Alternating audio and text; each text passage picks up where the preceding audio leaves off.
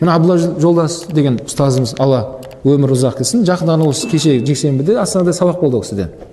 Алла разы болсын, ол кісі жаңағыдай жақсы амалдар ішінде пайғамбар алейхиссалам бір жақсы бір хадисін жеткізіп беріп кетті. Кім соны айтатын болса дейді, 40 миллион сауап алады дейді. 40 миллион дейді. Ол кісі айтады, аузың ауыра ма, айта беріңдер дейді. Мен күнге 25 мәрте айтып 100 миллион сауап аламын дейді. Қарасаңыздар керемет. Демек, ол амалды жақсы. Екінші бір амал тұр, бірақ жаңа Абдулла Жолдастың айтып жатқан, ұстазымыз айтып жатқан, оның сауабы молын айтып жатыр ол кісі. Оны көрдіңіздер ме? Желілерде көрген болсаңыздар қайталамай қойын. Көрмегендерге онда қайталау болсын. Сол жаңа дұғаны мен жеткізейін сіздерге онда. Ла илаха иллаллаху вахидан ахадан сомадан лам яттахизху сахибатан вала валадан валам якуллаху куффан ахад. Осы дұғаны айтатын болса, қанша сауап болады дейді?